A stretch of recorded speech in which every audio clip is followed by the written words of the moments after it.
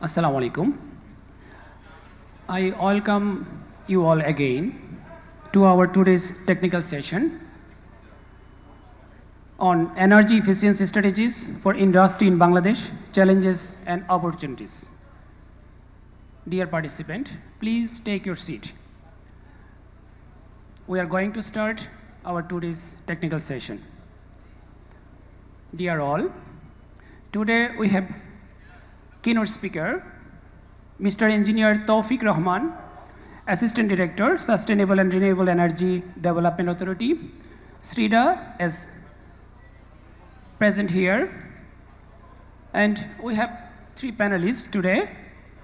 Mr. Tanbir Ibn Bashar, Unit Head, Industry and Energy Efficiency Finance, Infrastructure Development Company Limited, ITCOL, and Mr. Mahendra D. Jaisa, Chief Operating Officer, Omera LPG, and Mr. Babar Hussain, Consultant, Business Development, Khadim Ceramics Limited, will participate as panelists. Dear all, we have Honorable Chief Guest, Mr. S.M. Monirul Islam, Deputy Chief Executive Officer and CFO, Infrastructure Development Company Limited, ITCOL. And also we have special guests, MD Imamuddin Sheikh, General Manager, Production and Marketing, Bangladesh Oil, Gas and Mineral Corporation, Petrobangla, is present here.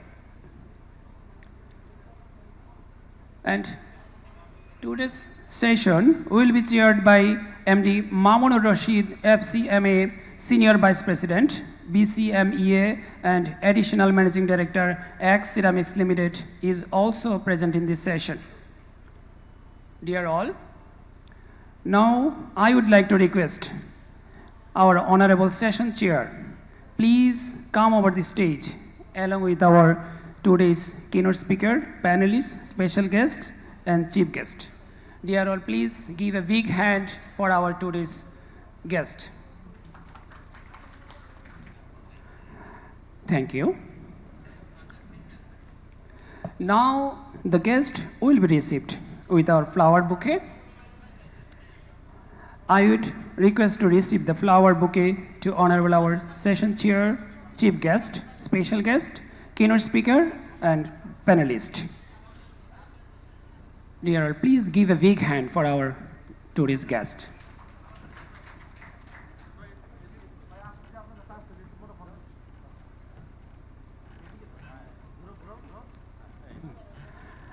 Thank you.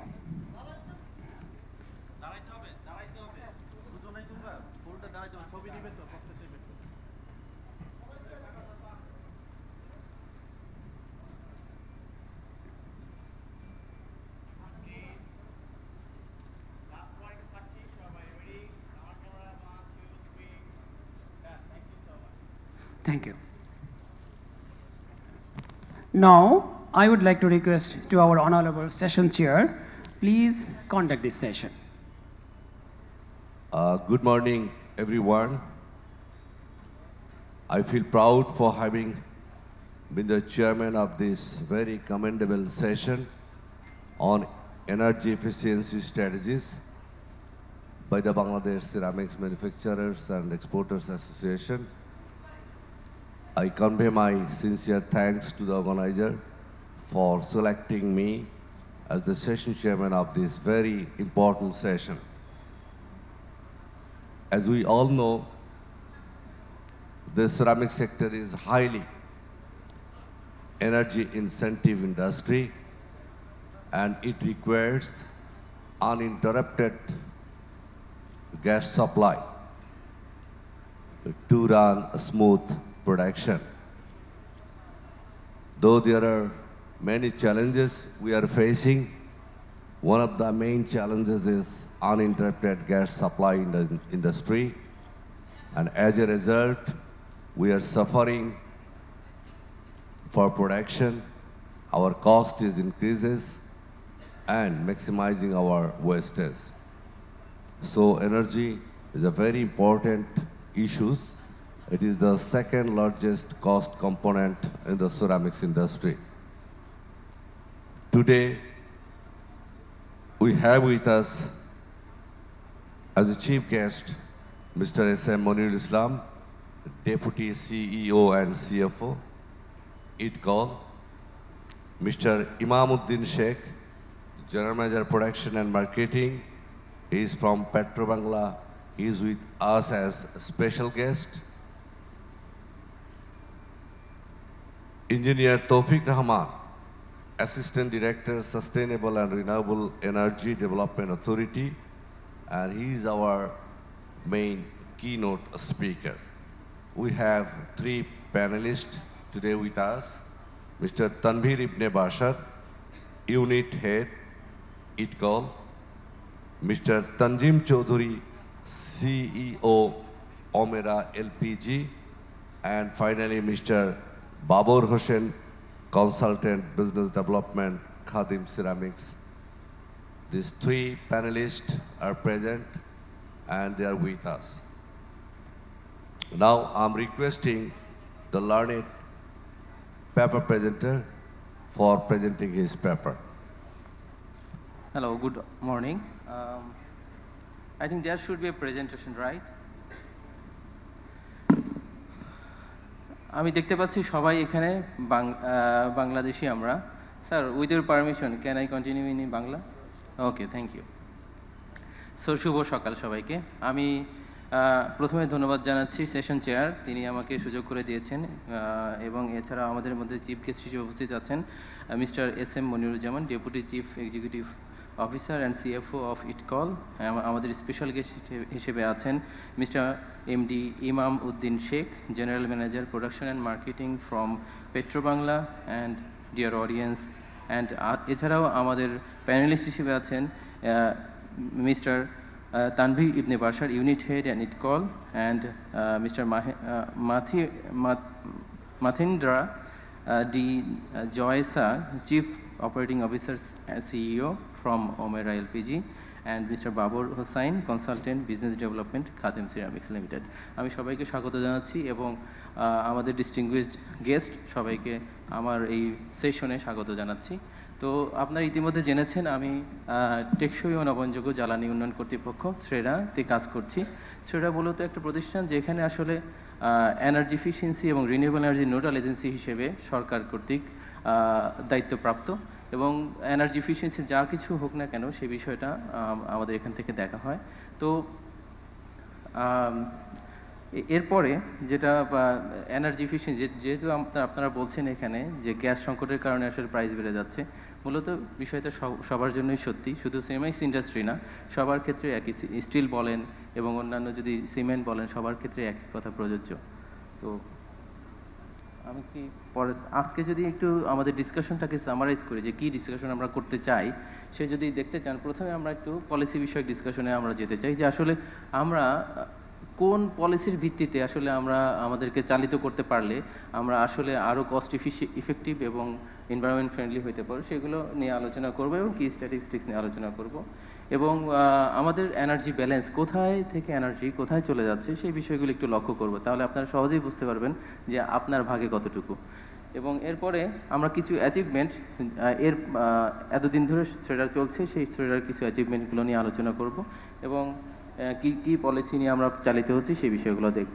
যাই হোক যদি আমি সরাসরি চলে যাই করার পরে এতে ওই একটু পরিচয় দিইনি আমি তৌফিক রহমান শ্রেয়াতে সহকারী পরিচালক হিসেবে আছি বিগত 10 বছর যাবৎ এবং পড়াশোনা করেছি বাংলাদেশ প্রকৌশল বিশ্ববিদ্যালয় থেকে প্রকৌশল বিষয়ে পড়াশোনা করার পরে আমি শ্রেয়াতে যোগদান করি 2015 সালে এবং আমি আমার স্পেশালিটিস যদি বলি আমি একজন energy auditor by another profession and also আমি আসলে কাজ করছি ডিজাইন ফেব্রিকেশন নিয়ে সব কিছু প্রোডাক্ট ডিজাইন নিয়ে যাই হোক আমি একটু যদি ফিরে যাই দেখেন লম্বা একটা গ্রাফ লম্বা একটা চার্ট এই চার্টের খুব একটা বিশেষত্ব আপনারা হয়তো ফিল করছেন না কিন্তু এটা খুবই একটা চমৎকার গ্রাফ যেটাতে আপনি দেখতে পাচ্ছেন আমাদের টোটাল এনার্জির 40% যাচ্ছে কিন্তু আমাদের ডোমেস্টিকে টোটাল ন্যাচারাল গ্যাসে ডোমেস্টিকে যাচ্ছে 40% এবং যদি দেখেন হচ্ছে আমরা ইম্পোর্ট করি কতটুকু ন্যাচারাল গ্যাস সেটা হচ্ছে 10% এবং যদি দেখেন যে কোল আমরা ডোমেস্টিক থেকে 1% নিচ্ছি এবং ইলেকট্রিসিটিও ইম্পোর্ট করছি মোট কথা দেখছেন বড় বড় চাঙ্কগুলো দেখতে পাচ্ছেন ন্যাচারাল গ্যাসই সবচেয়ে বড় জায়গা দখল করেছে দুইটা বড় জায়গা দখল করেছে একটা জায়গা হচ্ছে 40% আর 10%, তার মানে সব মিলে কত 50% ন্যাচারাল গ্যাস কিন্তু আমরা ব্যবহার করছি। এবং এই 10%টা কিন্তু আমাদের নিজস্ব না, খেয়াল করে দেখবেন এই 10%টা কিন্তু আমরা বাহির থেকে আমদানি করছি। সব মিলে একদম একদম বাম পাশে যদি দেখেন উপরের দিকে লেখা আছে dependency rate on commercial energy, তার মানে আমরা কিন্তু বিদেশের উপরে প্রায় 42% এনার্জির উপর ডিপেন্ডেন্ট, আর বাকি যে 58% সেটা কিন্তু আমরা নিজেরা এখন দিতে পারছি, বাট আমরা ওই 42% এখনও দিতে পারছি না।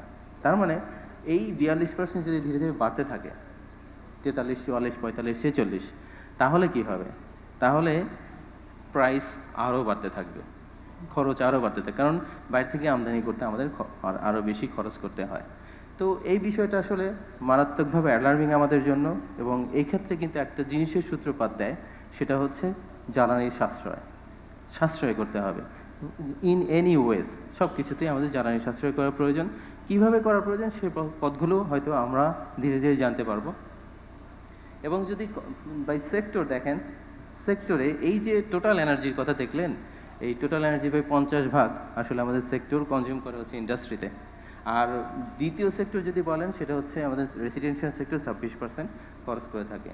এবং এই যে বললাম যে ইন্ডাস্ট্রি সেক্টর যে 50% খরচ করে, তো ইন্ডাস্ট্রি সেক্টরের মধ্যে দেখতে পাবেন যে আসলে মোস্ট অফ দি ইন্ডাস্ট্রি, একদম ডানের কলামটা, ডানে হচ্ছে 30% এনার্জি খরচ করে আমাদের টেক্সটাইল, এবং কেমিক্যাল ফার্টিলাইজার খরচ করে 13%, আর কিছু আইডেন্টিফাইড দেখেন 45%-এর বড় একটা চাঙ্ক আছে। এই বড় চাঙ্কের মধ্যে কিন্তু আমাদের সিরামিক ইন্ডাস্ট্রিগুলোও আছে। এই সিরামিক ইন্ডাস্ট্রিগুলো মূলত ডিপেন্ডেন্ট হচ্ছে ন্যাচারাল গ্যাসের উপরে, এবং ন্যাচারাল গ্যাস যদি কোনো কারণে আমাদের সাপ্লাই বন্ধ হয় তাহলে সবচেয়ে বেশি ক্ষতিগ্রস্ত হয় এই সিরামিক ইন্ডাস্ট্রি এবং স্টিল ইন্ডাস্ট্রিগুলো। তো যাই হোক, যদি ইফিশিয়েন্ট করা যায়, দেখেন 45% খরচ করছিল, সেটাকে ইফিশিয়েন্ট করতে পারলে আমরা কিন্তু 31% পর্যন্ত যেতে পারবো। তার মানে আমাদের প্রায় কত পার্সেন্ট, এখানে 14%-এর মতো আমাদের খরচ কমাতে পারবো এই ইন্ডাস্ট্রি এগুলো থেকে। এবং যদি রেসিডেন্সিয়াল ক্ষেত্রে দেখেন, রেসিডেন্সিয়াল ক্ষেত্রেও কিন্তু একটা বিষয় আছে। দেখেন রেসিডেন্সিয়াল ক্ষেত্রে আমাদের lighting, fans, most of the জিনিস আমরা ব্যবহার করি এখানেও কিন্তু খরচ কমিয়ে আমরা আনতে পারি, এবং প্রায় 35% পর্যন্ত পটেনশিয়াল এখানে আছে। তো এইটা বিষয়টা এই কারণেই বলছি, কারণ এনার্জি যদি আপনি খরচ না করেন অন্যজন খরচ করবে, এটাই স্বাভাবিক। কারণ ধরেন আজকে আপনি যদি এইখানকার দুটো সুইচ বন্ধ করে দেন, তাহলে এই সুইচের বিদ্যুৎ কিন্তু অন্যজন ব্যবহার করবে, এটা তো নিশ্চিত। কারণ এছাড়া তো উপায় নাই, কারণ এনার্জি একজন ব্যবহার না করে অন্যজন ব্যবহার করবে। একজন যদি সাশ্রয় করে তাহলে অন্যজনের জন্য সুবিধা হবে। সুতরাং সাশ্রয় যদি ইন্ডাস্ট্রি সেক্টর না করে যদি আমি রেসিডেন্ট সেক্টরে খরচ করি, সেটাও কিন্তু কোনো ক্রমে ইন্ডাস্ট্রি সেক্টরে এসে যাবে। তারপরে আবার ইন্ডাস্ট্রি সেক্টর যদি সাশ্রয় করে, সেটা রেসিডেন্সিয়াল সেক্টরে অন্য কোনো সেক্টর ব্যবহার করবে। কারণ আপনি একটা জিনিস মনে রাখেন, বাতাস যেমন আমরা সবসময় ইজিলি অ্যাভেলেবল পাই, ইন্ডাস্ট্রি কিন্তু ইজিলি অ্যাভেলেবল পাই না বলেই দাম দিয়ে কিনতে হয়। তো এই কারণে যেটা হয়েছে, এই এনার্জিটা আসলে আমাদের একটা সম্পদ। এই সম্পদটাকে ভালোভাবে ব্যবহার করার দায়িত্ব এবং রেসপন্সিবল ইউজ করার দায়িত্ব কিন্তু আমাদের। একটা জিনিস এবার খেয়াল করেন, একটা বিভিন্ন কালারফুল একটা গ্রাফ দেখে খুবই মনে হয় যে সুন্দর একটা কালার দিয়ে বানানো হয়েছে। বিষয়টা এটার মধ্যে বিশেষত্ব অনেক। যেমন ধরেন আমাদের বাংলাদেশে আমরা, এটা 2021-22 অর্থবছরের ঘটনা, আমরা প্রায় 56,000 কিলো টিওই এনার্জি আমরা সাপ্লাই দিয়েছি। 56,000 কিলো টি। যারা কিলো টি যারা জানেন না তাদের জন্য বলছি, এটা একটা টনের হিসাব। এনার্জি টনে কনভার্ট করলে কীরকম হয়, যে কিলো টন, 56,000 কিলো টন তেল যদি বলেন, এত কিলো টন তেল আমরা বাংলাদেশে সাপ্লাই দিয়েছি। শুধু তেল না, অনেক ধরনের এনার্জি আছে, জাস্ট একটা এনার্জিতে কনভার্ট করে আমরা বললাম এটা।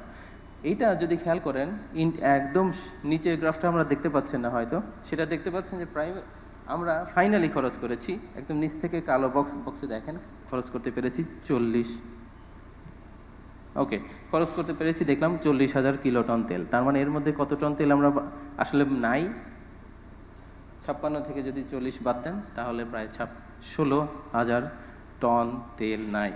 কোথায় গেছে এটা গিয়েছে হচ্ছে লস্ট এনার্জি হিসেবে।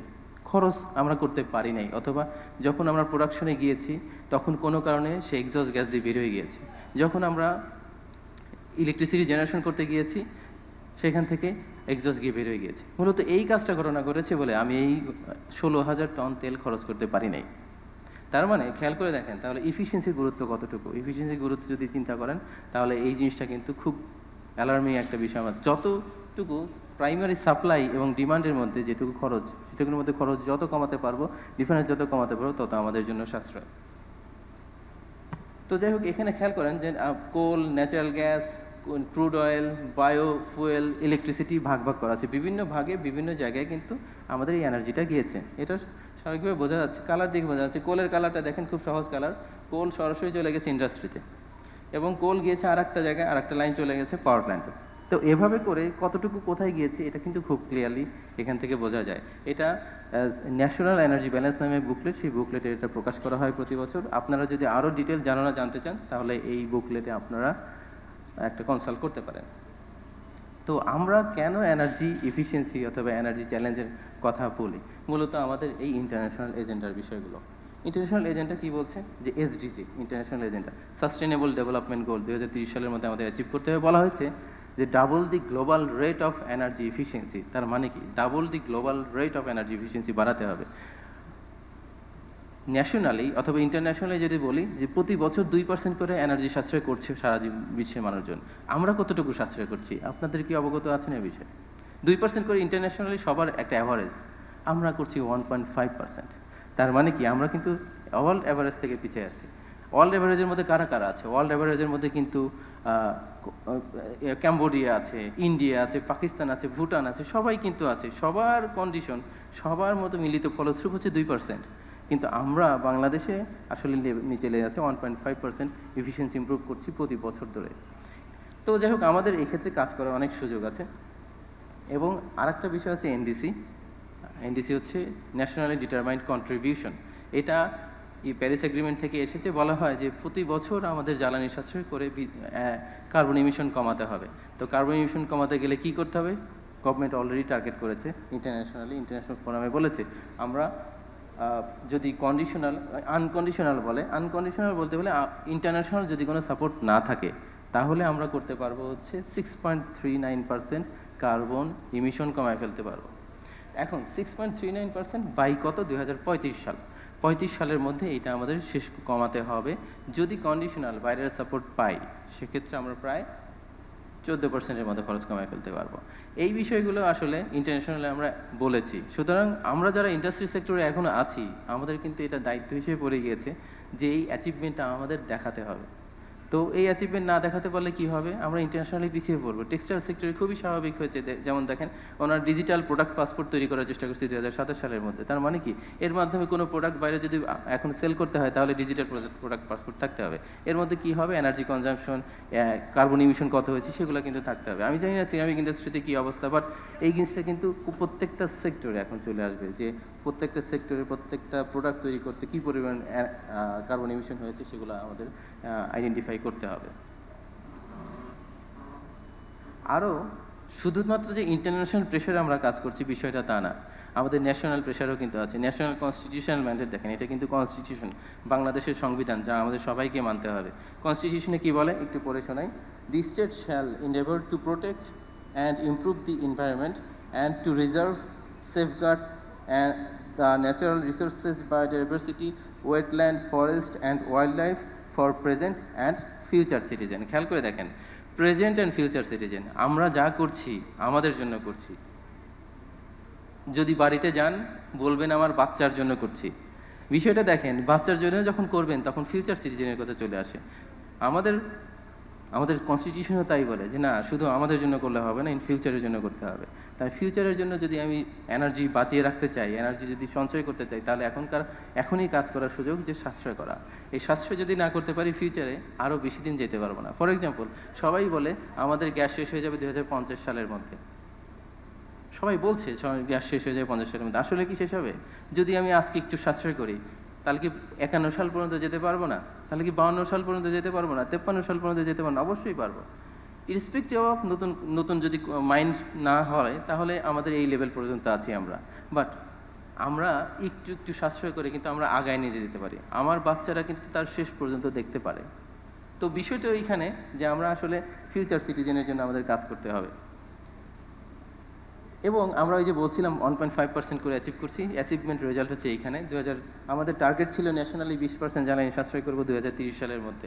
আমরা প্রায় 15% পর্যন্ত অলরেডি সাশ্রয় করেছি 21 সাল পর্যন্ত, 22 সাল পর্যন্ত। এটা তারপরে ক্যালকুলেশনটা আছে। তো যাই হোক, দেখেন যদি হিসাব করেন যে কত পার্সেন্ট প্রতি বছর হয়েছে, 1.5%-এর কাছাকাছি হবে। তো বিষয়টা হচ্ছে যে এটা কিন্তু তারপরও গ্লোবাল রেটের চাইতে কম, আমাদের কিন্তু আরও এগিয়ে যেতে হবে। তো আমরা এই পর্যন্ত যতটুকু সাশ্রয় করছি তাই কি যদি মানিটারি ভ্যালুতে, টাকার ভ্যালুতে কনভার্ট করি, তাহলে দেখতে পাচ্ছেন যে প্রায় 500 বিলিয়ন টাকার মতো আমরা সাশ্রয় করে ফেলতে পেরেছি।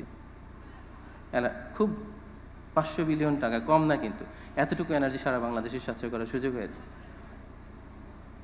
তো যাই হোক, যে প্ল্যানগুলো, পলিসির কথা বলছিলাম, যে প্ল্যান পলিসির মাধ্যমে আসলে আমরা কাজ করছি এবং আপনাদেরও কাজ করা উচিত, তা হলো এইগুলো। যেমন প্রথমটা হচ্ছে energy efficiency conservation master plan. সেই মাস্টার প্ল্যানের মধ্যে এই বিষয়গুলো বর্ণনা করা আছে কীভাবে করতে হবে। আপনারা যদি মাস্টার প্ল্যান খুলেন তাহলে দেখবেন একটা বিষয়, সিরামিক ইন্ডাস্ট্রিতে কী কী করতে হবে এই সেভিংসের জন্য, সেগুলোও কিন্তু বলা আছে। আবার এনার্জি এফিসিয়েন্সি কনজারভেশন রুলস, এই রুলসের মধ্যে বলা আছে কিভাবে করতে হবে, কোন মেথডে করলে আপনারা আরও কাজ করতে পারেন, কী কী টুলস সরকার তৈরি করেছে, সেই বিষয়গুলো এই রুলসের মধ্যে আপনি পাবেন। এনার্জি এফিসিয়েন্সি লেভেলিং রেগুলেশন, এইটাও কিন্তু আর একটা জিনিস, সেটা হচ্ছে রেসিডেন্সিয়াল সেক্টরের জন্য। এবং এনার্জি অডিট রেগুলেশন, যে রেগুলেশনের আওতায় এনার্জি অডিটিং কিছু ক্ষেত্রে বাধ্যতামূলক করেছে, কিছু ক্ষেত্রে না। যেমন ধরি যদি বলি, আমি একটু আলোচনা করবো একটু পরে এই বিষয়টাতে। আবার energy efficiency building rating system, যে রেটিং সিস্টেমের মাধ্যমে একটা ফ্যাক্টরি অথবা বিল্ডিং কতটুকু বিদ্যুৎ সাশ্রয় করছে, কতটুকু জ্বালানি সাশ্রয় করছে, তার উপর তাকে রেটিং প্রদান করা হয়। নাম্বার 115 নম্বরের মধ্যে তাকে রেটিং করা হয় যে তিনি কত পেয়েছেন।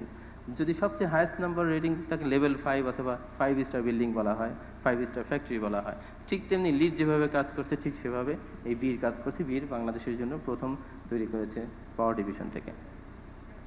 এবং এছাড়াও ক্লিন কুকিং, ওইটা নিয়ে আলোচনা করছি না। এবং কিছু কিছু গাইডলাইন আছে, যে গাইডলাইনগুলো আপনাদের প্রয়োজন। ফর এক্সাম্পল, আমি একটা গাইডলাইনের কথা বলছি আপনাদের, এনার্জি ম্যানেজমেন্ট গাইডলাইন। এর মধ্যে AC, fire tube boiler, compressed air system. একটা জিনিস দেখেন, কম্প্রেসড এয়ার সিস্টেমে, কম্প্রেসড এয়ার সিস্টেমে আপনি জানেন কি যে কম্প্রেসড এয়ার যদি কম্প্রেস করা হয়, তার মধ্যে আসলে 10% এনার্জি অবশিষ্ট থাকে, বাকি 90% এনার্জি হিট হিসেবে বের হয়ে যায়। তার মানে আজকে যদি একটা compressed air system 1 metre cube compressed air তৈরি করতে যদি 1 ইউনিট বিদ্যুৎ খরচ হয়, তার মানে কম্প্রেসড এয়ারের মধ্যে আসলে আছে 0.1 ইউনিটের মতন সমপরিমাণ এনার্জি, এর চাইতে বেশি না। তো যাই হোক, এই কম্প্রেসড এয়ার যেহেতু হিট হিসেবে বেরো যায়, সেজন্য একটা এনার্জি ম্যানেজমেন্ট গাইডলাইন করা হয়েছে কীভাবে করলে আরও বেশি পরিমাণে বিদ্যুৎ আমরা সাশ্রয় করতে পারি এবং বেশি পরিমাণে আউটপুট কম্প্রেসড এয়ার আমরা পেতে পারি এখান থেকে। তো আমরা যদি বলি ইনস্টিটিউশনাল আর্কিটেকচার, যে ইনস্টিটিউট কী কী আছে বাংলাদেশে আপনাদেরকে সহায়তা করার জন্য, এই হচ্ছে প্রথম কথা হচ্ছে শ্রেডা হচ্ছে কাজ করছে এনার্জি এফিসিয়েন্সিতে নোডাল এজেন্সি হিসেবে।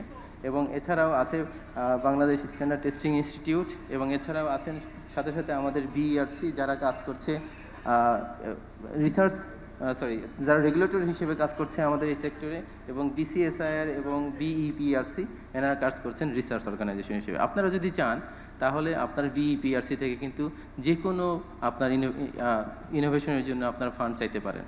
তো যাতে করে আপনার এই সেক্টরে আরও ইমপ্রুভমেন্ট কীভাবে করা যায়, সেই কাজগুলো আপনারা এই বিইপিআরসিতে অ্যাপ্লাই করতে পারেন। আর যদি বলেন যে ফাইন্যান্সিয়াল অর্গানাইজেশন কারা আছে, আজকে অলরেডি আমাদের ফাইন্যান্সিয়াল অর্গানাইজেশন থেকে লোক এসছেন।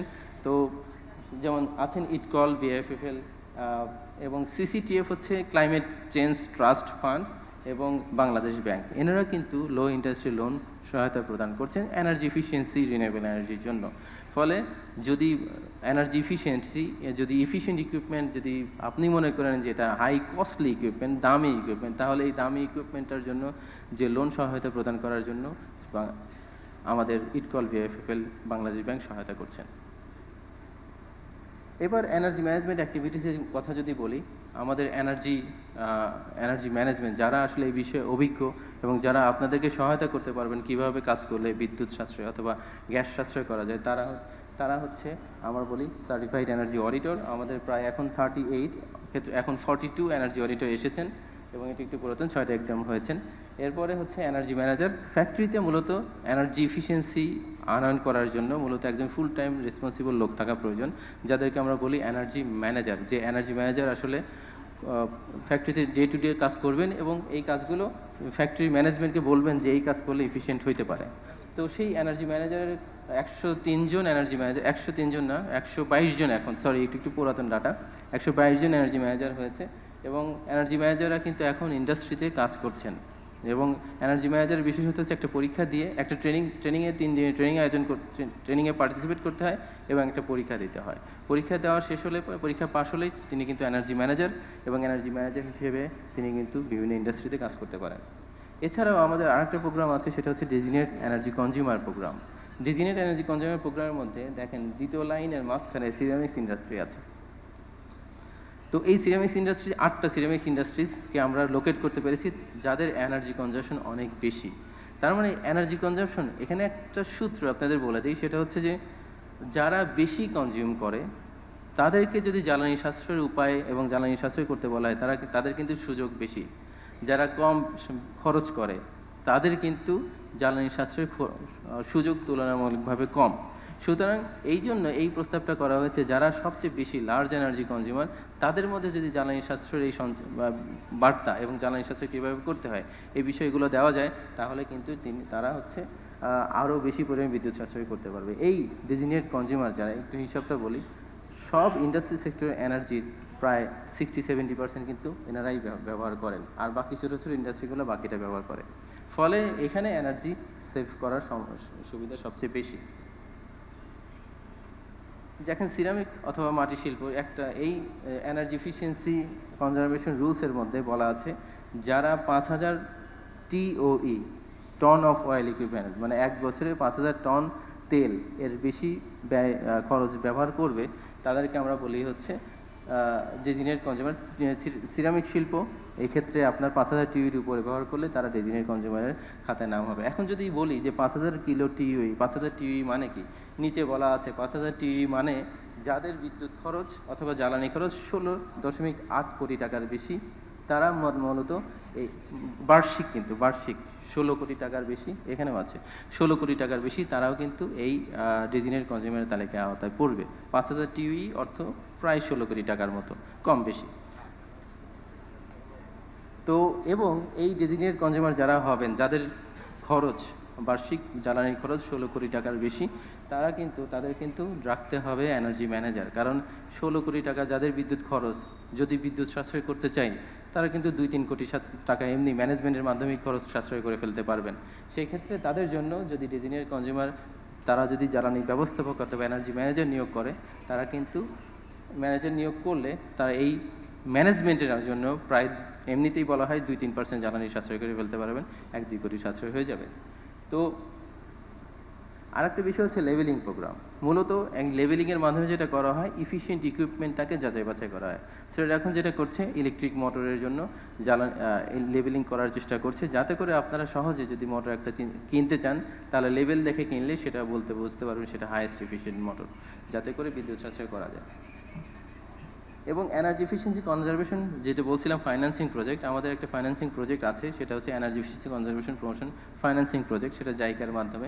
সেই ফাইন্যান্সিং প্রজেক্টের একটু অ্যাচিভমেন্ট দেখাতে চাই আমি। সেটা দেখতে পাচ্ছেন যে আমরা প্রায় 3000 কোটি টাকার মতো আমরা লোন অ্যাপ্রুভ করেছি ইটকল এবং বিএফএল এর মাধ্যমে।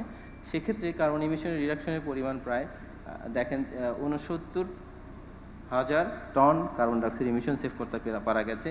এবং একটা বিষয়, ক্যাপাসিটি রিলিফ, তার মানে যেহেতু তারা বিদ্যুৎ খরচ করছে না অথবা জ্বালানি খরচ করছে না, গ্যাস খরচ করছে না, সেই জন্য পাওয়ার প্ল্যান্ট থেকে সেই বিদ্যুৎ সাপ্লাই দিতে হচ্ছে না। সে কতটুকু সেই বিদ্যুৎ সাপ্লাই দিতে হচ্ছে না, সেটা হচ্ছে 24 মেগাওয়াটের সমপরিমাণ বিদ্যুৎ। এখানে ইনভেস্টমেন্ট বলতে কি বলেন তো? ইনভেস্টমেন্ট বলতে ইন্ডাস্ট্রি ইনভেস্ট করেছে, সরকার কিন্তু ইনভেস্ট করে নাই। সরকার শুধুমাত্র সেই লোনটা চ্যানেলাইজ করেছে, ফলে একটা টাকা খরচ না করে প্রায় এই সাশ্রয়টা আমাদের সরকার করতে পেরেছে। এছাড়াও অ্যাওয়ারনেস প্রোগ্রাম তো সর্বসময় চালানো আছে। আর একটা বিষয় বলে রাখি, যেটা রিসেন্ট ডেভেলপমেন্ট শ্রেডার, সেটা বির guideline, building energy efficiency and environment rating guideline, যার মাধ্যমে আসলে বিল্ডিংকে রেটিং করা হবে। এখানে নাম্বার পয়েন্ট দেখতে পাচ্ছেন যে যারা 30 অথবা তার উপরে পাবে, তাদেরকে আমরা বলি হচ্ছে বির সার্টিফাইড বিল্ডিং। সুতরাং এটার জন্য যেটা কি হয়, সুবিধাটা কি? সুবিধাটা হচ্ছে, যদি ডিরেক্ট ফাইন্যান্সিয়াল বেনিফিট বলি, তাহলে বলতে পারি যে বাংলাদেশ ব্যাংক এই বির সার্টিফিকেশন হলে 5% ইন্টারেস্টে আপনাদের লোন দিতে পারবে। এই হলো সব সোজা কথা হিসাব। এটা আরও বেনিফিট কি, সেটা হচ্ছে আপনার প্রেস্টিজ বাড়বে, আপনার যে স্থাপনা তার ভ্যালু বাড়বে। এই কাজগুলো কিন্তু বিয়ের মাধ্যমে আমরা পাবেন। এটাই জাস্ট ইয়ে করে দেখানো হয়েছে। এইবার একটু চলে যাই যে হচ্ছে সিরামিক ইন্ডাস্ট্রিতে আমাদের প্রোডাক্টের বিভিন্ন রকম খরচ কীরকম হয় একটু দেখা যায়। এখানে গিগাজুলে আমি হিসাবটা দিয়েছি। For example bricks and tiles ইন্ডাস্ট্রিতে, ব্রিক্স অ্যান্ড টাইলস ইন্ডাস্ট্রিতে দেখতে পাচ্ছেন যে আসলে প্রায় পার টন ব্রিক্স তৈরি করতে আমাদের 2.3 গিগাজুলের মতন এনার্জি লাগে। খেয়াল করে দেখেন কাদের বেশি লাগে, শুধু তাই দেখেন। যেমন টেবিল এবং অর্নামেন্টাল ওয়্যারের ক্ষেত্রে 45 গিগাজুল পার টন টেবিল ওয়্যার তৈরি করতে আমাদের 45 গিগাজুল ব্যবহার লাগে। 45 গিগাজুল মানে কতটুকু সেটা আপনারা এস্টিমেট করতে পারবেন। আমি জাস্ট একটা ধারণা দিই, সেটা হচ্ছে যে 1 মিটার কিউব গ্যাসে থাকে 39 মেগাজুল এনার্জি। তার মানে 1 মিটার কিউবের জায়গায় যদি গিগাজুলে চলে যাই, তাহলে আমার এই 39 1কে 1000 দিয়ে গুণ করেন, তার মানে 1000 মিটার কিউব গ্যাস, 1000 থেকে একটু বেশি, 1000 মিটার কিউব গ্যাসের সমপরিমাণ এনার্জি লাগে শুধুমাত্র 1 টন টেবিল ওয়্যার তৈরি করার জন্য। খুবই সহজ হিসাব, জাস্ট গ্যাসের হিসেবে কনভার্ট করলাম। তো আরেকটু বিষয় খেয়াল করেন যে মোস্ট অফ দি ক্ষেত্রে আমাদের খরচ হয় ফায়ারিংয়ে, 55% জায়গায় ফায়ারিংয়ে খরচ হয়, স্প্রে ড্রাইংয়ে আমাদের 36% খরচ হয়ে থাকে জেনারেল একটা সিরামিক ইন্ডাস্ট্রিগুলোতে। এবং সব কিছুর খেয়াল করে 92% কিন্তু আমাদের লাগে থার্মাল, তার মানে ন্যাচারাল গ্যাস। সেই জন্যই সবসময় বলা হয় সিরামিক ইন্ডাস্ট্রিতে যদি আপনার ন্যাচারাল গ্যাস একটু কমে যায় তাহলে তাদের প্রোডাকশনের ক্ষতি হয়ে যায়। তো এই জায়গাটাতে হচ্ছে সবচেয়ে বেশি প্রায়োরিটি আমাদের, যে আমাদের সিরামিক ইন্ডাস্ট্রিগুলোতে আসলে গ্যাসটা নিরবিচ্ছিন্ন সাপ্লাই দেওয়া প্রয়োজন। এখন খেয়াল করেন সবাই আমরা কিন্তু এখানে প্লেয়ার। এখানে সিমেন্ট ইন্ডাস্ট্রি আছে, টেক্সটাইল ইন্ডাস্ট্রি আছে, তারপরে আপনার স্টিল ইন্ডাস্ট্রি আছে, সিরামিক ইন্ডাস্ট্রি আছে। গ্যাস কাকে দেব? What you think? যদি একদম জেনারেলাইজ চিন্তা করেন যে গ্যাস কাকে দেব, কারণ গ্যাস তো আপনার এর চাইতে বেশি আমরা প্রোভাইড করতে পারছি না। তখন এখানে যেটা হয় প্রায়োরিটাইজেশন করতে হয়, যে প্রায়োরিটাইজেশনের দায়িত্ব হয়তো সরকার এটা করবেন যে কাকে কোনটুকু গ্যাস প্রোভাইড করবেন, প্রায়োরিটাইজেশন অর্ডার হয়তো কোনো সময় একটা করবেন, যাতে করে আসলে গ্যাসটাকে আমরা যে লিমিটেড গ্যাস, সেই লিমিটেড গ্যাসটাকে ম্যাক্সিমাম ব্যবহার করতে পারি। অথবা আমরা শিফট করতে পারি কোনো জায়গায়, যেমন স্টিল সেক্টরে ধরেন ন্যাচারাল গ্যাস লাগছে না, অথবা স্টিল সেক্টরে ন্যাচারাল গ্যাস অন্যভাবে মিট আপ করা যাচ্ছে, কোল দিয়ে মিট আপ করা যাচ্ছে, দ্যাট ইন এনি ওয়ে যদি করা যায়, তাহলে সেক্ষেত্রে আমরা কোল দিয়ে কেন সাপ্লাই দিব না সেক্ষেত্রে, যদি করা যায়। এখন যেখানে যেটা প্রয়োজন সেইখানেই আমাদের সেটাকে নিয়ে যেতে হবে, আসলে চ্যানেলাইজ করতে হবে। তো জাস্ট এই জিনিসটা একটা এনার্জি সেভিং টেকনিক্স, এই বিষয়ে এই ফোরামে আমি যদি আলোচনা করতে চাই দীর্ঘ আলোচনা হয়ে যাবে। এটা হচ্ছে মূলত আমার, যেহেতু আমি এই বিষয়ে এক্সপার্ট, সেজন্য আমি এগুলো আপনাদের সামনে একটু দেখালাম আসলে কীভাবে বিদ্যুৎ জ্বালানি অথবা গ্যাস সাশ্রয় করা যায় একটা সিরামিক ইন্ডাস্ট্রিতে। এই বিষয়ে আমি জাস্ট সবচেয়ে টপ নচ যে জিনিসটা বলছি সেটা হচ্ছে অপারেশনাল ইমপ্রুভমেন্ট নিচের দিকে, সেটা হচ্ছে in the traditional brick clean থেকে যদি আপনি সরে আসতে পারেন, ট্রেডিশনাল ব্রিক ক্লিন থেকে 23% পর্যন্ত বিদ্যুৎ জ্বালানি সাশ্রয় করা যায়। আবার যদি মনে করেন high efficiency burner and firing control করবেন, আপ টু 30% করা যায়। তো এই বিষয়গুলো আসলে মূলত একটু বেশি টেকনিক্যাল হয়ে যাচ্ছে, আমি এই আলোচনা এখানে থামাচ্ছি। যদি আপনি বলেন ইলেকট্রিসিটির ক্ষেত্রে, তাহলে দেখেন যে ভেরিয়েবল স্পিড ড্রাইভ এই জিনিসটা সবচেয়ে বেশি প্রায়োরিটি পাচ্ছে এখন, কারণ এটাতেই আমরা বিদ্যুৎ সাশ্রয় করতে পারি সবচেয়ে বেশি। এবং যদি ইউটিলিটির কথা বলেন, মোস্ট অফ দি জিনিস কম্প্রেসড এয়ারেই সবচেয়ে বেশি পরিমাণে এনার্জি কনজিউম করে, এবং চিলিং সিস্টেম যদি প্রয়োজন হয় সেক্ষেত্রে ব্যবহার করা হয়। তো যাই হোক, মোট কথা হচ্ছে কম্প্রেসড এয়ারের ক্ষেত্রে যেটা হয়, eliminate the unappropriate use of air কিন্তু প্রেশাস হয়ে যায়, এয়ার বাতাসে ঘুরছে, এর কোনো দাম নাই, কিন্তু যখন এটাকে কম্প্রেস করবেন তখন তার দাম তৈরি হয়ে যায়। তো কম্প্রেসড এয়ারের দাম আছে, কিন্তু নর্মাল এয়ারের ভ্যালু আমরা ডিক্লেয়ার করতে পারি না। তো যাই হোক, এই হলো বিষয়, জাস্ট এই বিষয়ে আলোচনা হয়েছে। তো আমি এখানেই থামছি। সবাইকে ধন্যবাদ আমাকে শোনার জন্য। আমি মনে করি আপনাদের সবাই আমার কথা বুঝতে পেরেছেন, এবং আমাকে শোনার জন্য সবাইকে ধন্যবাদ জ্ঞাপন করছি। আসসালামু আলাইকুম।